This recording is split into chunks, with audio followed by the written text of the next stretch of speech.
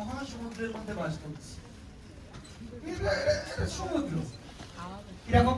আমি যদি তোমাকে হঠাৎ করে বলি, এই কুকিজ কুকিজ কুকিজ, এই চকের মধ্যে বাতাস আছে, তুমি আমাকে তোমাকে তো বলছি, হ্যাঁ আমি ঠিক কথা বলছি।